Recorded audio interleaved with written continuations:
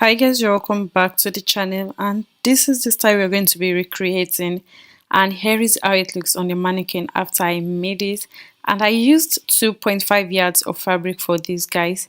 You need about 3 yards. If you don't know how to manage fabric, you really need 3 yards for this style if you're tall person. So for this, the first thing we're going to be doing, I actually used a bale material, more like a cotton fabric, so in case you need it. So this is just the sketch of what we are doing. The full length is 60 and it has 3 compartments: the half length, the middle layer, and the down part. And the first one is 17 inches, the middle layer is 23 inches, and the last part is about 20 inches, and altogether we have 60 inches, which is the full length of the gown.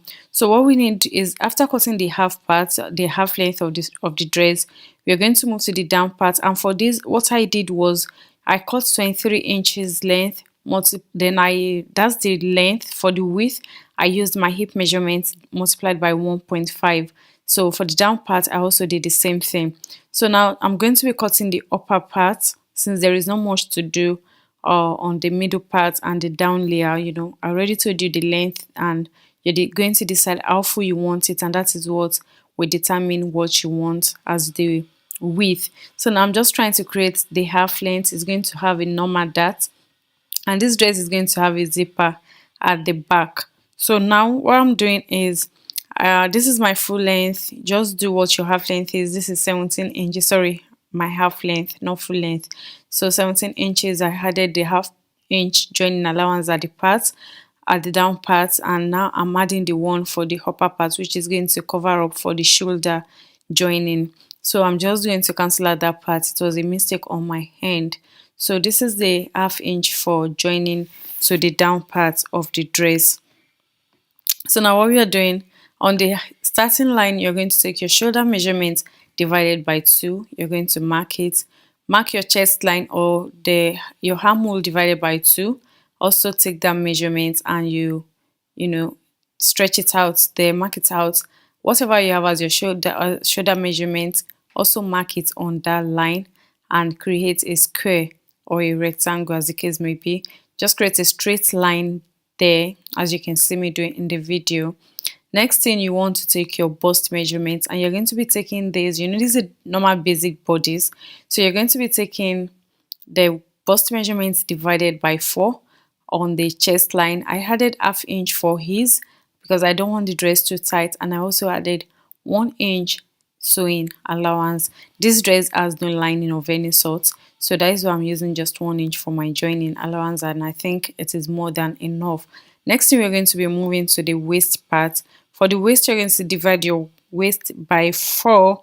Whatever you have there, you mark it, and you had your 1 inch for dart and also 1 inch sewing allowance, and you connect it together this way. Then we go to the neck area. For this dress, I'm going to be doing 3 inches width and 5 inches depth. So just mark your 3 inches.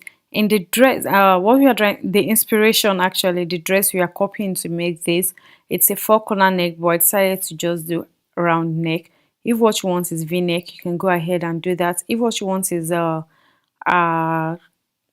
the normal neck, just go ahead and do whatever you want. But in my case, I wanted it round, and that is what I marked. Then you mark your shoulder slant 1 inch, and you take it to the upper part, just as I'm doing in the video.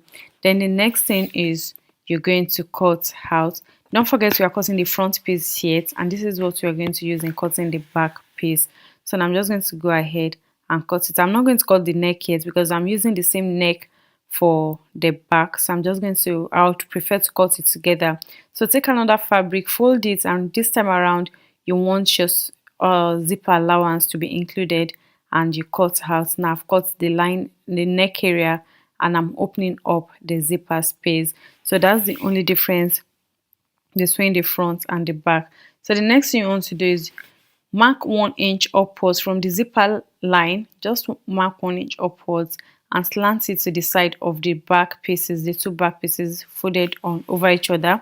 This is just to eliminate zip budges. It works for me every time. So this is how I do mine. Other people might have their methods, but I recommend this. So now that we are done, the next thing we're going to do, open up.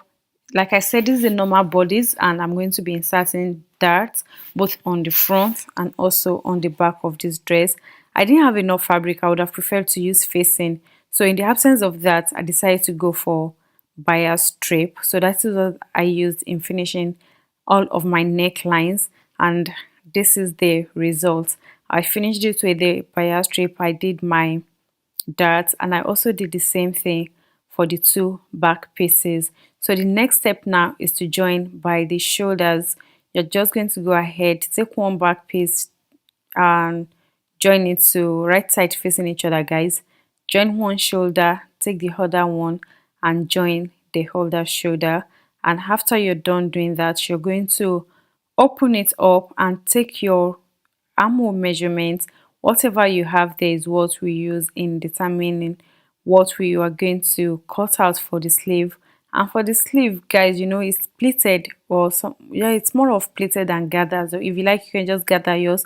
So whatever you have, multiply by 3 and use that in cutting out a long strip. And the wideness of my strip was about 3.5 inches, and the length is my armhole multiplied by 3. So here is how it looks like. I had to join pieces together, guys. That's why I said you need 3 yards for this tie.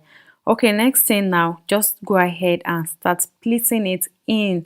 I had pleated it so well that when it came out, it was so beautiful. Like, it was very full, and I loved the outcome. So just place it in till you exhaust your fabric, the strip, and you also do the same thing for the other side. Now this is how it looks like. Our dress is forming. Now that I've done that, the next thing you want to do is you want to fold it over each other, right sides facing each other, and you want to join by the sides, because the next step requires us to do that. We're going to be attaching the middle layer to it. So now just remember, don't forget our sewing allowance is just 1 inch. So that is what we're going to use, 1 inch from the waist to the armhole, and you can sew from the armhole down to the waist. It's still going to give you the same results. So after joining, you bring it back and you open it up. This is how it looks like after I joined by the sides. So you're going to open it up now so that we can sew in the middle part of the dress. So you're going to take it out. Remember, I told you what I use is 23 inches, and the wideness is my hip multiplied by 1.5. Actually, if I had enough fabric, I would have gone for multiplication of 2 for my hip. But in the absence of enough fabric, that's what I did. I did my hip multiplied by 1.5. So now I'm just going to go ahead and also pleat it in. If you can do gathers, by all means go ahead and do your gathers, then attach it. And when I'm done, this is how it looks, guys. Our dress is coming up. Next thing you want to do now is you want to take the last part, which is the down part. Also, you're also going to pleat it into the dress. This one, remember what I have as the middle panel is my hip multiplied by 1.5, that is 60. Now the down part, I decided to do another 1.5, 60 by 1.5, that is 90 inches, and I pleated it in. Then after that, I closed up the back piece and I attached my zipper. So here is how it looks on me, guys. Guys, don't forget to hit the subscribe button if you know you're not yet subscribed. I'm back, like I'm really back. I know I've been gone for a long time, but guys, She On Stitches is back. Hit the subscribe button, and I'll see you again in another video. Bye.